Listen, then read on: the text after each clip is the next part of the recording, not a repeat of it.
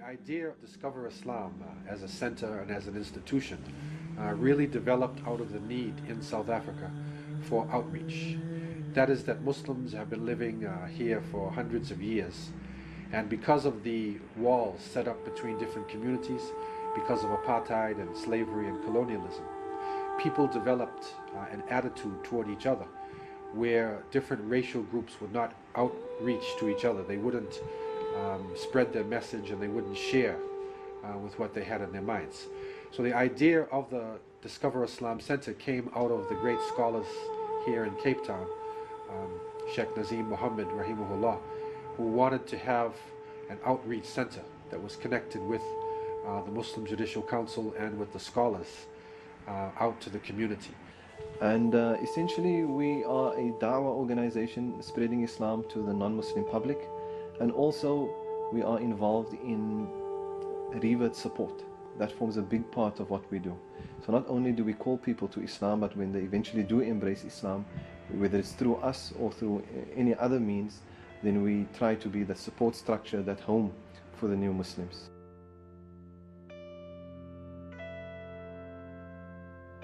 We have an array of programs in the form of education, support in the form of counseling, and then sometimes we organize special events taking into consideration the needs of reverts.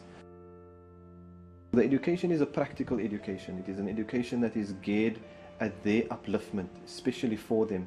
We actually do it excluding people who are born Muslims, specifically because the need of a non-Muslim or a person who had embraced Islam is quite different to the educational needs of a person who had been born Muslim.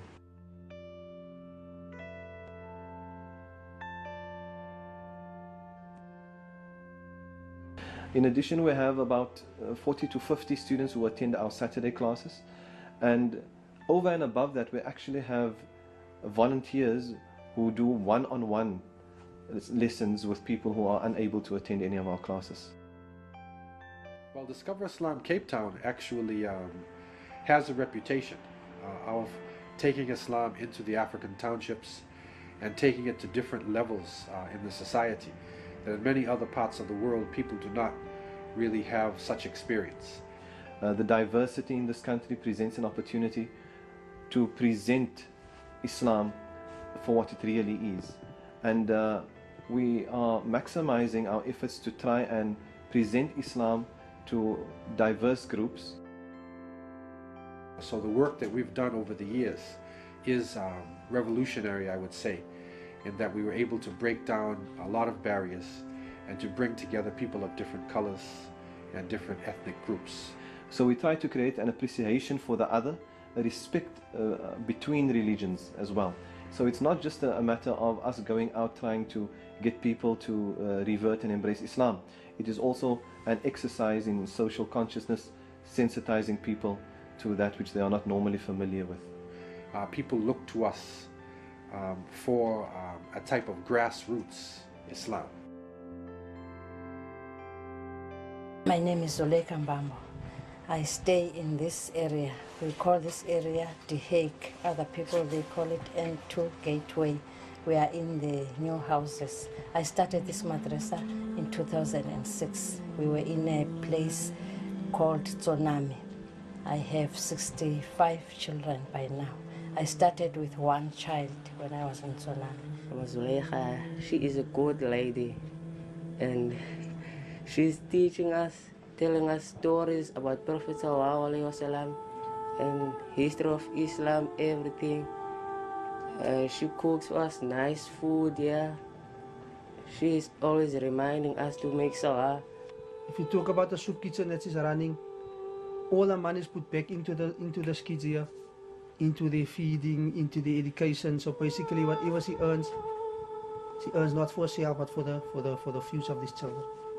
Islam in this township, it's not so big, but inshallah, the way I see the parents are sending kids, I am busy with the parents now. I ask them every now and then if can't they follow their kids. Now I do have about 10 mothers that are inside Islam. we organize an event whereby we invite the non-Muslim public living in the surrounding areas to visit the mosque. We've got a success rate of approximately 200 to 300 people pitching up for some of our events, some of our mosque tours. And on the day, we do a presentation on Islam. We also have an opportunity for Q&A, and then we take them through the mosque. And it is always a very stimulating afternoon and a very educational afternoon for all those non-Muslims who do attend. And we try to engage the public about Islam. We try to attract their attention through posters, and when we finally got the attention of the public, we try to engage them on these topics. There's a challenge in our schools, and the challenge is that you have people of diverse backgrounds coming into one arena and not always appreciating the other.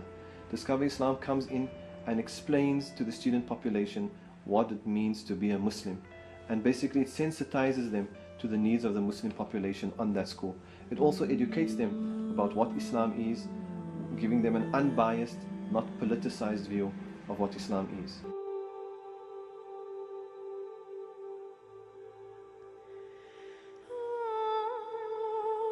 We rely on community support. Without the support from our community, we are unable to do anything.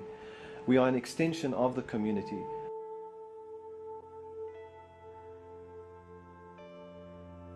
When a person embraces Islam, there's a lot of challenges. They have to inform their families. Sometimes there's real hurdles in terms of them having made a choice to become Muslim. We try to be that shoulder. We try to be that home that they can come to. We try to assist them through that difficult transitional period in their lives. That the call today is not inward looking, but it's outward looking. So in other words, we're trying to develop a society where people share, where race is no longer a major barrier between people, where religion is no longer a major barrier, but people are able to share their thoughts, share their information, and even sometimes agree to disagree. So Discover Islam is about information for transformation. It's about sharing, it's about showing the beauty of Islam without forcing anybody to accept Islam.